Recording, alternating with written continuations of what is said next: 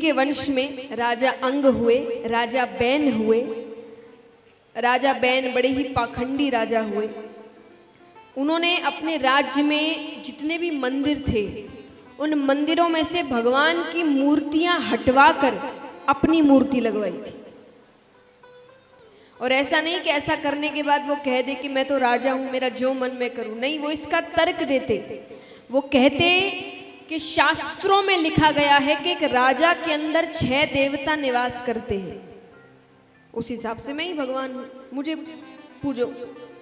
प्रजा परेशान हो गई, ऋषि गणों के पास जाती है। ऋषि गण आते हैं, उन्हें समझाते हैं, वो नहीं मानते।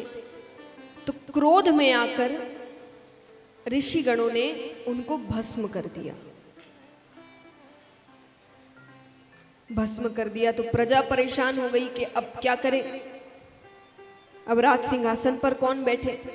ऋषि गणों ने कहा अगर इतनी चिंता है तो भगवान को ही बुला लेते हैं। उन्होंने कहा इससे अच्छी बात क्या होगी।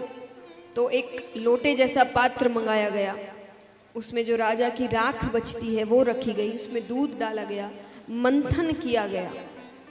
मंथन करते करते करते उसमें से कौआ उड़कर जाता है।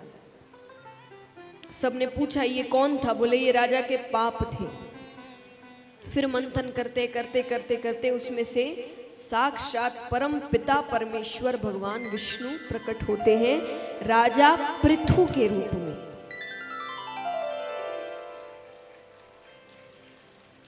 भगवान ने राजा पृथु के रूप में अवतार लिया।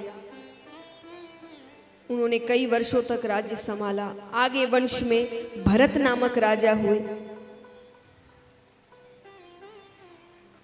वो कुछ साल राज्य को संभालते हैं, फिर अपने बच्चों को राज्य देकर वो वन की ओर चले जाते हैं। वन में एक बार वे नदी में स्नान कर रहे थे। एक किनारे पर एक मृगों का समूह था। मृग यानी हिरन। तो मृगों का समूह था, कई सारे मृग थे। उसमें से एक मृग मादा भी थी जो गर्भवती थी। अब अचानक शेर की गर्जना होती है, उससे डर के मारे सब छलांग लगाकर दूसरी ओर कूदने लगे। तो उस मृग मादा ने भी छलांग लगाई। छलांग लगाते ही उसके गर्भ से बालक गिर गया। वो बालक पानी में गिर जाता है। पानी में भरत जी है। भरत जी ने बालक को तुरंत पकड़ लिया, पर इस प्रकार गर्भ से बालक गिरने के कारण मृग मादा की मृत्यु हो गई। अब भरत जी के आंखों के सामने ही सब कुछ हुआ। उनको लगा अब इस बच्चे का कौन है, तो वो उसको अपने साथ कुटिया लेकर आ गए और दिन भर अपने पास ही रखते 24 घंटे।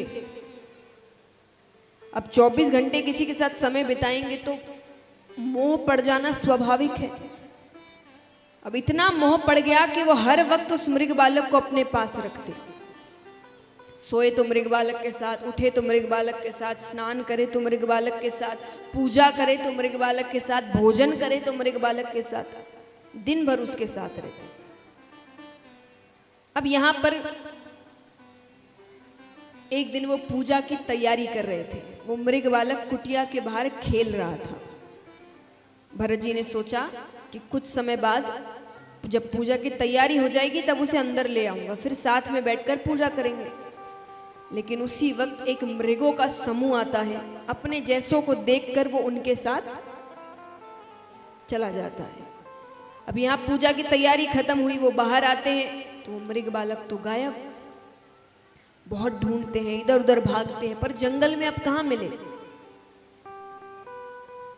जंगल में इंसान ना मिले, जानवर तो दूर की बात, जब एक जैसे इतने सारे दिखे, कहीं नहीं मिल रहा।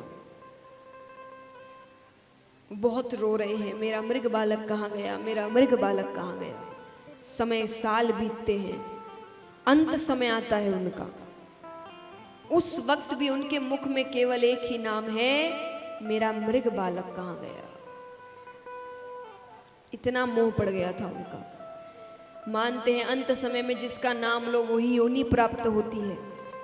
इसलिए अधिकतर समय कहा जाता है कि आप भगवान का नाम लीजिए कि ये जन्म मृत्यु के चक्कर से ही छुटकारा मिल जाए।